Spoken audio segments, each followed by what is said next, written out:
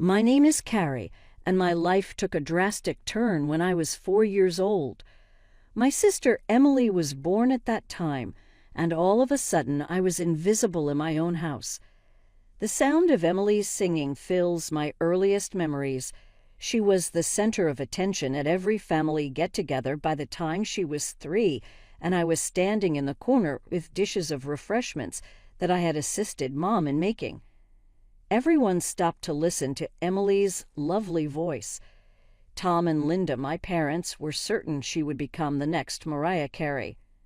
"Carrie, go help your sister practice her scales," Mom would say, not even looking up from her phone, where she was recording yet another video of Emily's performance. "And make sure you've done the dishes first." I was 8 then, and Emily was 4. While she twirled around the living room in her pink tutu, I was learning how to use the washing machine because Mom was too busy coordinating Emily's singing lessons. "Why can't I go to Sarah's birthday party?"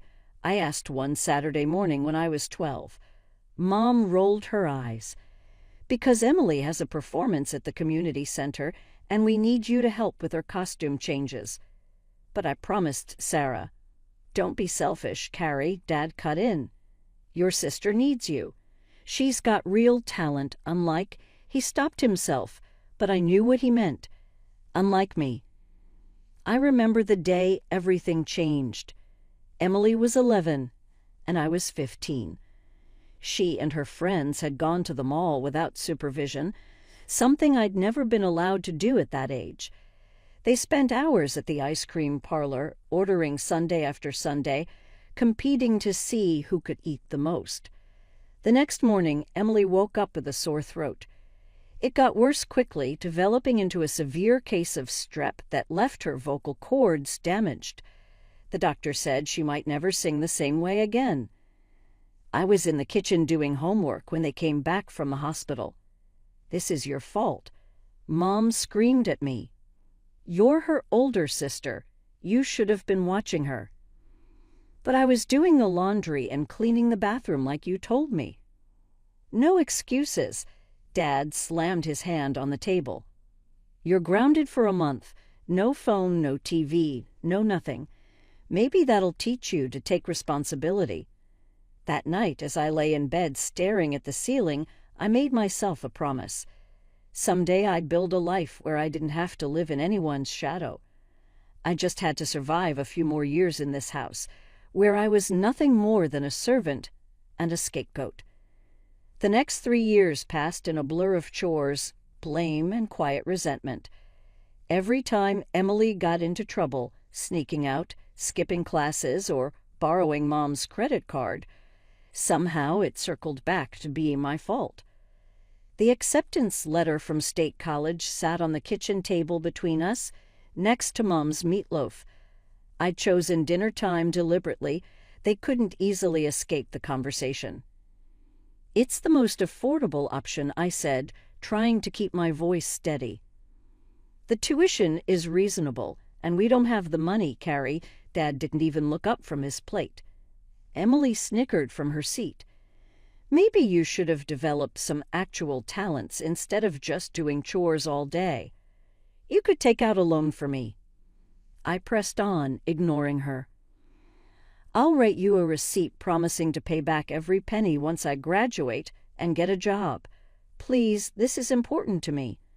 Mom sighed that tired sigh she perfected over the years.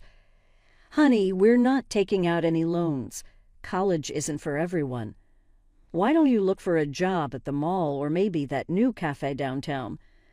But I got a scholarship that covers part of the tuition. I just need help with the rest. I've researched everything, made a budget. Enough." Dad's fork clattered against his plate. "We said no loans. End of discussion. Some people are meant for college, others aren't.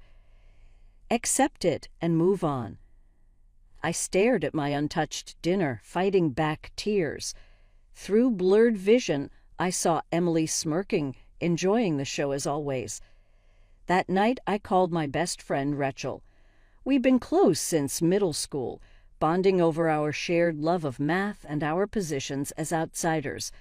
Me because of my family situation, and her because her Korean immigrant parents own the popular Golden Dragon restaurant downtown. They won't help, I sobbed into the phone. They won't even consider taking out a loan. All these years of straight A's of doing everything right, and they won't even try. Rachel was quiet for a moment. Come over tomorrow. My parents want to talk to you. The next evening, I sat in the restaurant's office with Rachel and her parents, Mr. and Mrs. Kim, after closing time. They'd known me for years.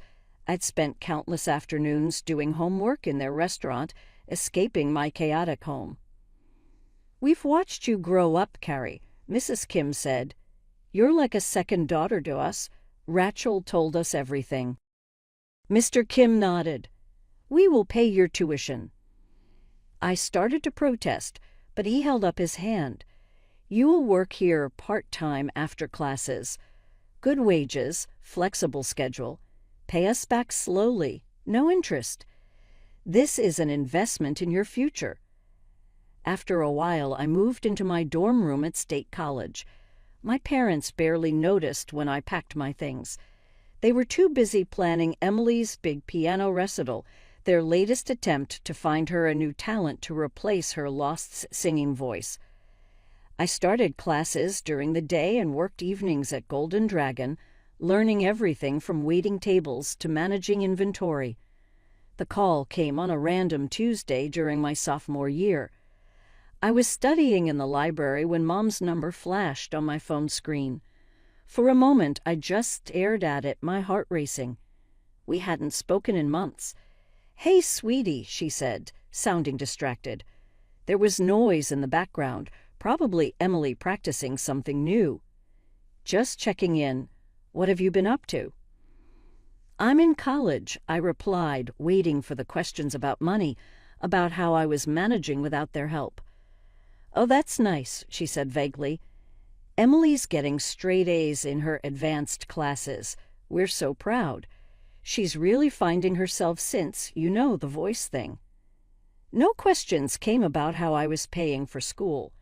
They didn't care enough to ask, and I didn't volunteer the information. The conversation ended as quickly as it had begun, with Mom hanging up. During my college years, I only went home for major holidays. Each visit was the same. Relatives crowded around our dining table while Emily held court, and my parents beamed. I'd help in the kitchen, same as always, listening to the chatter from the other room about Emily's latest achievements. Thanksgiving of my junior year hit differently, though. I was setting out the sweet potato casserole when Aunt Susan started asking about Emily's college plans. Mom proudly announced, We've been saving for years. Our Little Stars education fund is all set. We've put aside enough for her to go anywhere she wants. I nearly dropped the casserole. The ceramic dish burned my hands through the oven mitts, but it wasn't as painful as the truth I was hearing. 2 years ago, they claimed poverty when I needed help. Now I knew they'd been hoarding money all along, just not for me. That night, in my old bedroom, I called Rachel and cried. They had the money, I whispered, huddled under my childhood blanket. They just didn't think I was worth spending it on. Then prove them wrong, she said firmly. You're already doing it. She was right. I threw myself into my studies and my work at Golden Dragon. By graduation, I'd not only paid back every cent to the Kims, but had also learned every aspect of running a successful business.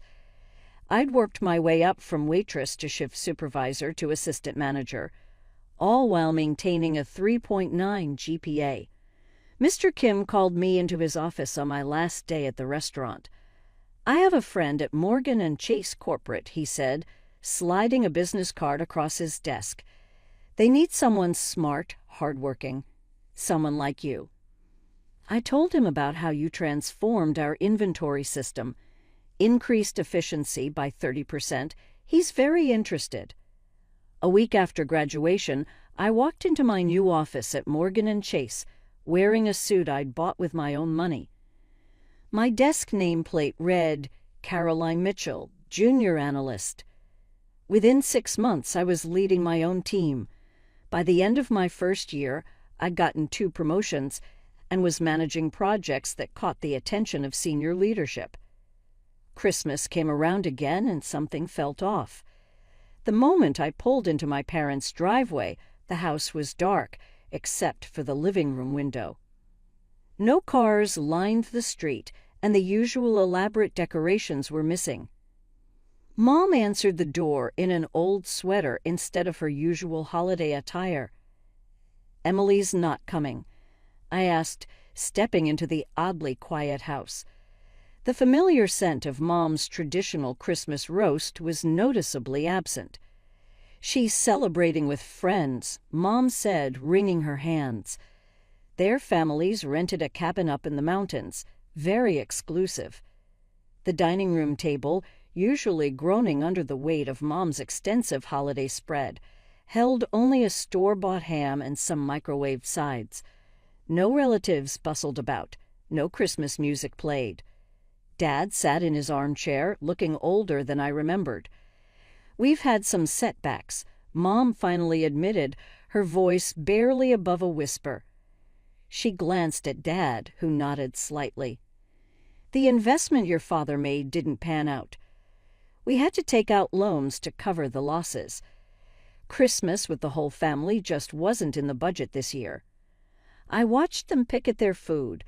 These people who'd once seemed so powerful, who'd controlled every aspect of my life. Now they looked small, defeated. Despite everything, something twisted in my chest.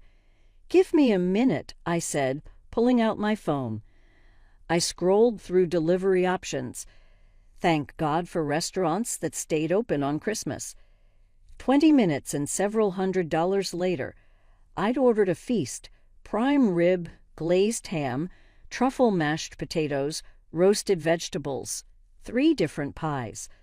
The food arrived in elegant packaging, filling the house with the rich aromas of a proper Christmas dinner. As we ate, I caught Mom eyeing my designer watch, the silk blouse that cost more than their monthly utility bill. "We've been thinking," she said carefully, sharing a look with Dad. "Since you're in such a good position now, maybe you could help us out, just temporarily until we get back on our feet." I studied them over my wine glass.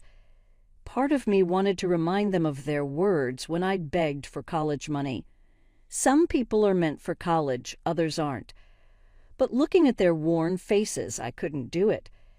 I could set up an additional card on my account, I heard myself saying, with a monthly limit. Mom's eyes lit up. "Oh, sweetheart, that would be $1,000 a month." I said firmly, "No more." They nodded eagerly. It was more than they'd expected, though less than a week's pay for me now. A few days later, I had the card issued and delivered to Mom. They promised to be careful with it, to respect the limit. For several months, they kept their word. The charges were reasonable: groceries, utilities, basic necessities. I barely noticed the money leaving my account. Sometimes, reviewing the statements, I'd see charges from the grocery store where I'd worked one summer during high school, trying to save for college. The irony wasn't lost on me. 2 years passed, and I foolishly thought things were getting better. The monthly allowance had created a rhythm to our relationship. Mom would call to chat about their expenses, and somehow that evolved into actual conversations. Or so I thought. Emily and I even started talking again, though her competitive streak hadn't changed.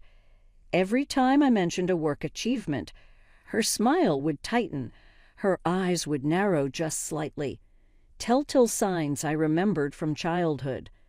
"Senior project manager, that's nice," she'd say, in the same tone she used to dismiss my high school achievements. "I'm actually up for promotion at Wilson and Company. It's a smaller firm, but very exclusive. Not everyone can handle the pressure there." Mom and Dad couldn't stop talking about Emily's new boyfriend, James. "He comes from such good stock," Mom would gush during our monthly calls. "His parents own that real estate company downtown." The monthly charges on Mom's card had stayed reasonable all this time. Groceries, utilities, the occasional dinner out, normal things, expected things. I'd even started to feel good about helping them, like maybe this financial support was healing our fractured relationship. Then came the Instagram post that shattered everything. "Paradise with my loves. Engaged. Hawaii. Blessed." Emily's caption read. The photo showed her and James on a pristine beach, our parents and his beaming beside them. Mrs. Anderson, James's mother, wore a designer sundress. Mr. Anderson stood proudly next to his son, one hand on James's shoulder. My finger froze mid-scroll.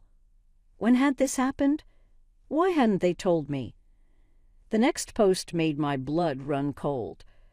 So grateful to Mom and Dad for making this magical engagement trip possible for everyone.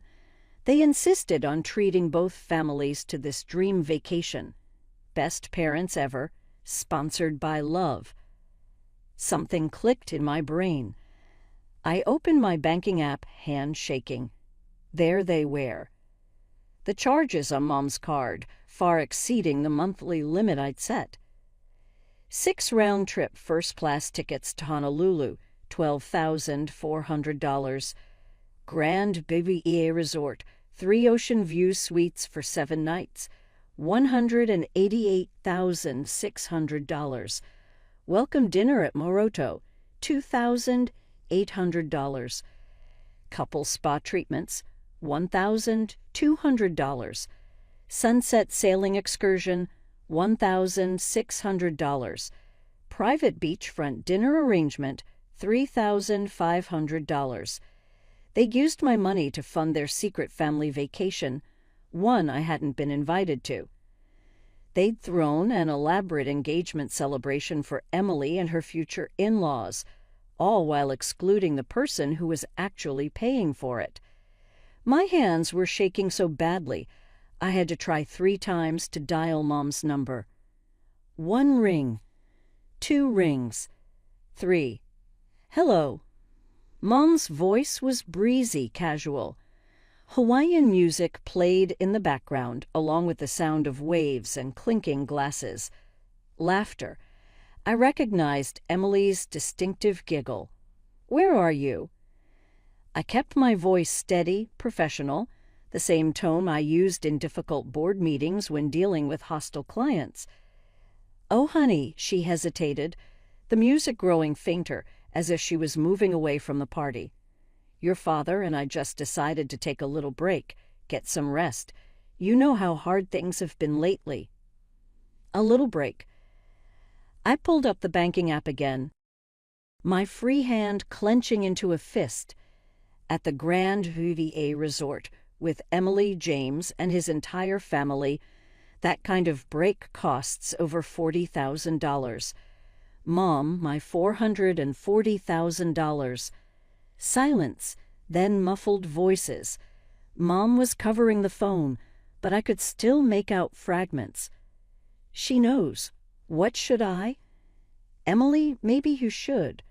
"Mom, why did you use my card to pay for everyone's trip? And why wasn't I invited to my own sister's engagement party?" More muffled conversation, then rustling as the phone changed hands. When the new voice came on the line, Emily's words dripped with contempt. "Listen, Miss Executive," she sneered. "You're not needed here. You're not even anymore. Just a walking ATM. We don't want you here ruining everything with your little success story. Nobody wants to hear about your precious career while we're celebrating my engagement." The words hit like a physical blow, but I forced myself to stay calm. "That ATM just paid $20,000 for your little party, another $20,000 for the flights and extras. That's my money paying for your perfect family moment." "Yeah?" Emily laughed, harsh and cold. "Well, that's what you're good for, isn't it? You keep working your fancy job. and we enjoy spending your money. It's the only thing you're useful for anyway. Always was. Even when we were kids.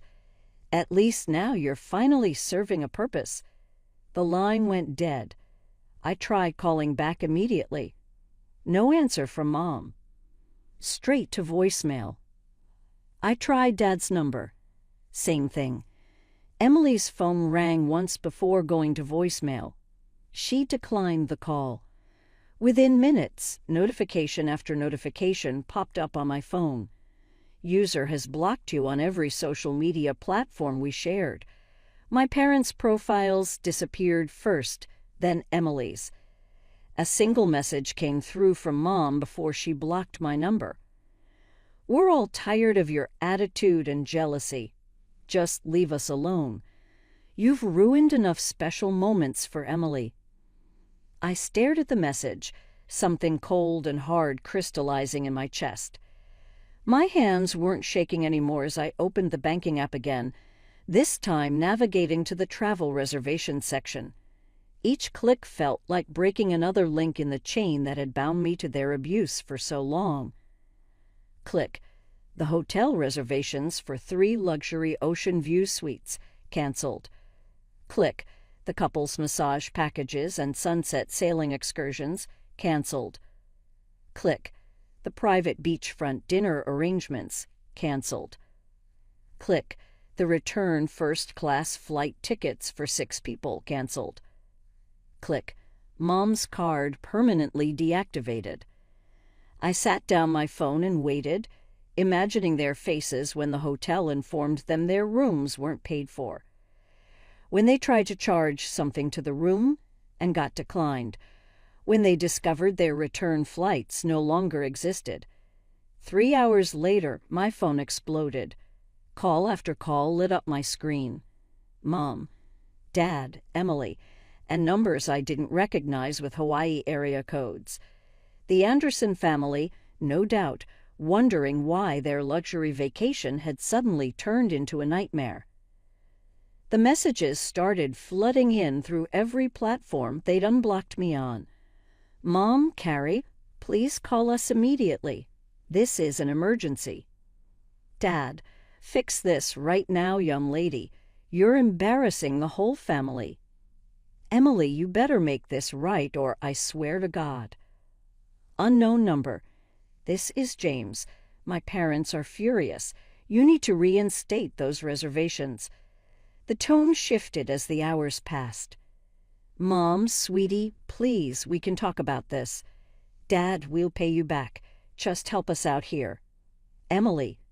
"Come on, Carrie, it's my engagement. Don't be so petty." "James, my parents are threatening to call this whole thing off."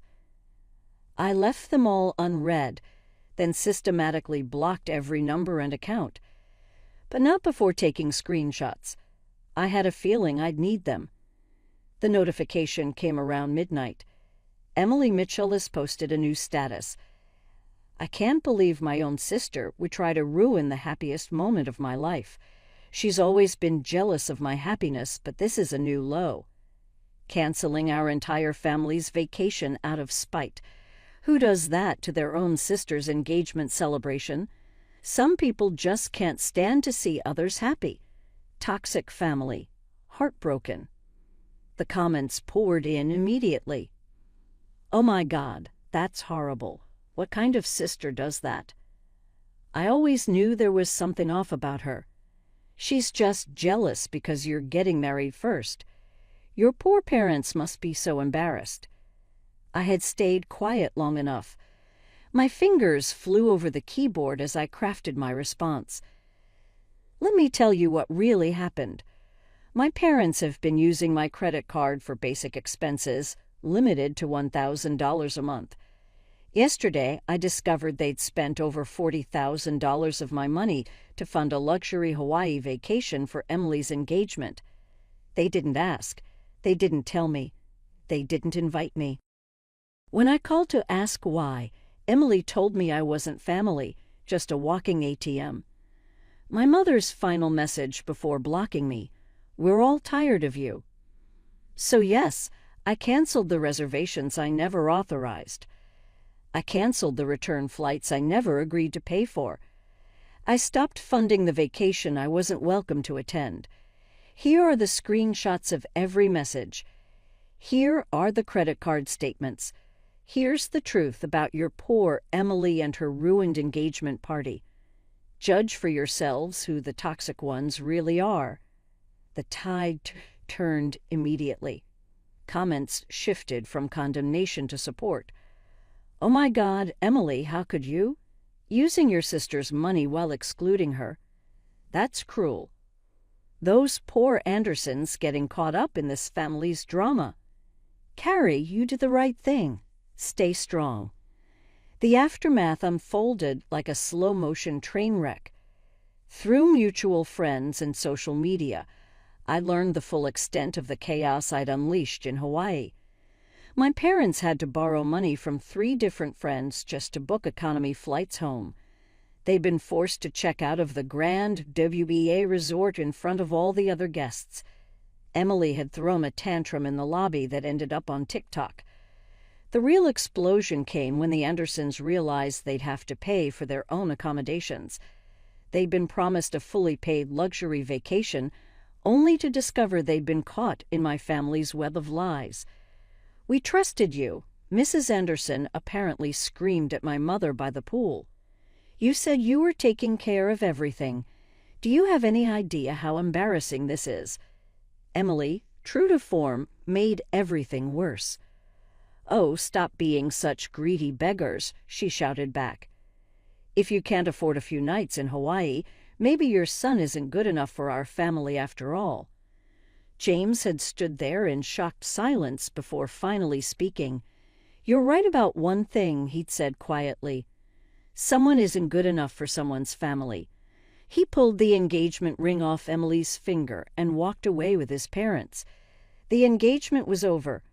Emily's dream wedding was canceled before it even began. All because they couldn't resist the temptation to steal from me one last time. A week after they returned home, the knocking started. Carrie, honey, please open the door. Mom's voice trembled through the solid wood of my apartment door. We need to talk. We know we messed up. Dad's voice joined in. Just give us a chance to explain. I sat on my couch, not moving, barely breathing. The TV was muted, but the blue light flickered across my face as they continued to plead. The knocking continued for 20 minutes before they finally gave up. I later heard they tried to get my building manager to let them in, claiming it was an emergency. He called to check with me first, and I told him not to let them up again. Rachel came over that night with takeout from Golden Dragon. We sat on my balcony, looking out over the city lights. Your post got shared in some family trauma support groups, she said, picking at her noodles. A lot of people are calling you their hero, standing up to toxic family members, setting boundaries. I thought about all the years I'd spent trying to earn their love, trying to prove I was worth something. All the money I'd given them, hoping it would finally make them see me as family instead of just a resource to be used. You know what's funny? I said, watching a plane disappear into the night sky. For the first time in my life, I don't care what they think of me. I don't care if they're sorry. I don't care if they change. I'm just done. Sometimes the hardest part of growing up isn't learning to stand on your own. It's learning when to walk away. I'd spent my whole life in Emily's shadow. Now it was time to step into the light. Sometimes the hardest part of growing up isn't learning to stand on your own. It's learning when to walk away. I'd spent my whole life in Emily's shadow. Now it was time to step into the light.